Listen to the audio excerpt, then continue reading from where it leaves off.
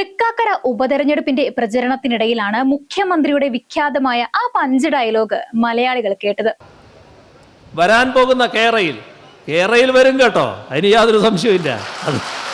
ഇവിടെ വരിക തന്നെ ചെയ്യും. കേരയിൽ വരും കേട്ടോ. ഇപ്പൊ വർഷം 4 കഴിഞ്ഞു. സർക്കാരിന്റെ കാലാവധി അവസാനിക്കാൻ പോകുന്നു. കിലുക്കം സിനിമയിലെ രേവതിയുടെ കഥാപാത്രം പറയുന്നത് പോലെ ജ്യോതിയും വന്നില്ല, തീയും വന്നില്ല എന്ന് മലയാളികൾ പരിഹസിക്കാൻ തുടങ്ങിയതോടെ ഈ സർക്കാരിന് ഒരിക്കലും നടത്താൻ കഴിയാത്തതെന്ന് ഉറപ്പുള്ള ബഡ്ജറ്റിൽ പുതിയ ഒരു റെയിലുമായി വന്നിരിക്കുകയാണ് രണ്ടാം പിണറായി സർക്കാർ. RRTS എന്നാണ് അതിന് പേരിട്ടിരിക്കുന്നത്. ബഡ്ജറ്റിൽ പ്രാരംഭ പ്രവർത്തനങ്ങൾക്കായി 100 കോടി രൂപയും വകയിരുത്തിയിട്ടുണ്ട്. പ്രചരണത്തിന് കേരയിൽ വരും കേട്ടോ എന്ന നിലപാടിൽ നിന്നും പിന്നോട്ട് പോയിട്ടില്ലെന്നും മന്ത്രി ബഡ്ജറ്റ് പ്രസംഗത്തിൽ പറയുന്നുണ്ട്. അതോടെ കഥ ആകെ കുഴപ്പത്തിലായിരിക്കുകയാണ് മലയാളികൾ. രണ്ടാം പിണറായി സർക്കാർ വന്നത് മുതൽ തന്നെ ചർച്ചയിലുള്ള കാര്യമാണ് കേരയിൽ എന്ന സെമി സ്പീഡ് റെയിൽ പദ്ധതി. കേരളത്തിൽ മുൻപ് UDF സർക്കാർ എക്സ്പ്രസ് ഹൈവേ കൊണ്ടുവന്നപ്പോൾ എതിർത്തവരാണെങ്കിലും വൈകി വിവേകമുദിക്കുന്ന ശീലമുള്ളതിനാൽ 20 വർഷങ്ങൾക്കിപ്പുറം വേഗത്തിൽ യാത്ര ചെയ്യേണ്ടത് ആവശ്യമാണെന്ന് പാർട്ടിക്ക് മനസ്സിലാവുകയും അതിവേഗ റെയിൽ നടപ്പാക്കാൻ തീരുമാനിക്കുകയുമായിരുന്നു. എന്നാൽ പ്രായോഗിക തലത്തിൽ വലിയ പ്രതിസന്ധികൾ ഉണ്ടെന്ന് പ്രതിപക്ഷം ചൂണ്ടിക്കാട്ടി എതിർപ്പ് തുടങ്ങുകയും കേരയിൽ അലൈൻമെന്റ് തയ്യാറാക്കി റവന്യൂ വകുപ്പ് ഏറ്റെടുക്കേണ്ട ഭൂമിയിൽ കുറ്റികൾ സ്ഥാപിക്കാൻ തുടങ്ങുകയും ചെയ്തതോടെ കാര്യം കയ്യാങ്കളിയിലേക്ക് എത്തുകയായിരുന്നു. പ്രതിപക്ഷത്തിനൊപ്പം പൊതുജനങ്ങളും പദ്ധതിയുടെ നടത്തിപ്പിനെതിരെ തിരിഞ്ഞതോടെ CPM ഇത് ഒരു അഭിമാന പ്രശ്നമായി ഏറ്റെടുക്കുകയും കാര്യമായ പ്രചരണത്തോടെ മുന്നോട്ട് പോവാൻ ഉറപ്പിക്കുകയും ചെയ്തിരുന്നു. MV ഗോവിന്ദന്റെ അപ്പം വിൽപ്പന കഥയും രാഹുൽ മാങ്കൂട്ടത്തിൽ ജയിക്കിനെ നിർത്തിപ്പൊരിച്ചതുമെല്ലാം ഈ വിഷയത്തെ ആലോചിക്കുമ്പോൾ നിങ്ങളുടെ ഓർമ്മയിൽ വരുന്നുണ്ടാവും.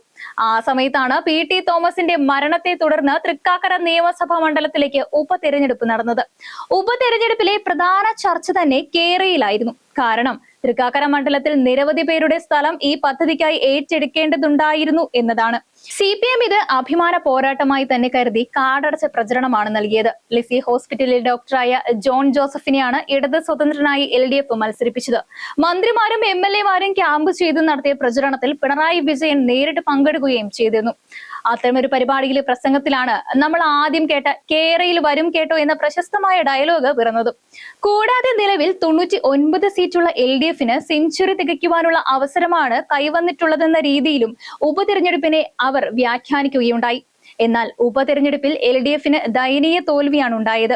തൃക്കാക്കരയുടെ ചരിത്രത്തിലെ ഏറ്റവും വലിയ വിജയമാണ് ഉമാ തോമസ് അവിടെ നേടിയത്. അതോടെ കേരയിൽ നടപടികൾ ഒന്ന് പതിയെയാവുകയും കേന്ദ്രത്തിൽ നിന്നുള്ള അനുമതികൾ ലഭ്യമാവാതിരുന്നതോടെ കേരയിൽ പദ്ധതി ഏകദേശം നിലയ്ക്കുകയും ചെയ്തു.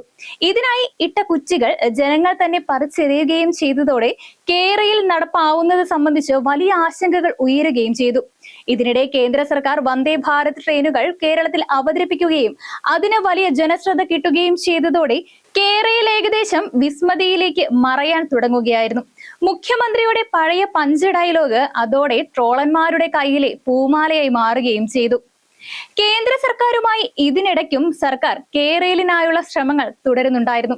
കേന്ദ്രത്തിലെ സംസ്ഥാന സർക്കാർ പ്രതിനിധി KV തോമസ് നിരന്തരം ചർച്ചകളും നടത്തിക്കൊണ്ടിരുന്നു.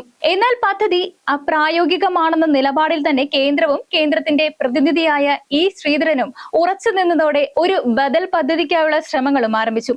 അതിനിടെയാണ് കഴിഞ്ഞ ദിവസം പ്രധാനമന്ത്രി തിരുവനന്തപുരത്ത് സന്ദർശനം നടത്തിയതിന് പിന്നാലെ ശ്രീധരൻ സെമി സ്പീഡിനു പകരം ഒരു അതിവേഗ റെയിൽ തന്നെ കേന്ദ്ര സർക്കാരിന്റെ സഹായത്തോടെ അവതരിപ്പിച്ചത്.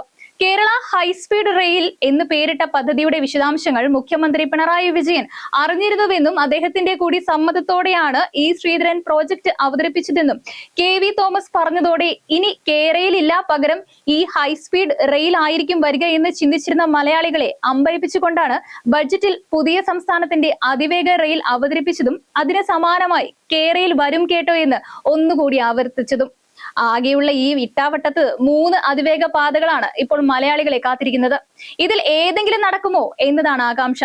മുൻപത്തെ പ്രകടന പത്രികയിൽ ഉണ്ടായിരുന്ന സിൽവർ ലൈൻ സംസ്ഥാന സർക്കാർ ഉപേക്ഷിക്കുമോ, അതോ RRTS ഉപേക്ഷിക്കുമോ, അതോ രണ്ടും ഉപേക്ഷിച്ച് കേന്ദ്രത്തിന്റെ പദ്ധതിയിൽ പങ്കാളിയാവുമോ എന്നതൊക്കെ കാത്തിരുന്ന് തന്നെ കാണേണ്ട കാര്യമാണ്.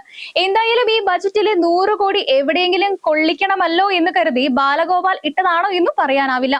മുൻവർഷങ്ങളിലെ പോലെ ലോക സമാധാനത്തിന് കോടികൾ വകയിരുത്തുന്ന പോലത്തെ പ്രഹസനങ്ങൾ അല്ലല്ലോ എന്ന് നമുക്ക് ആശ്വസിക്കാം.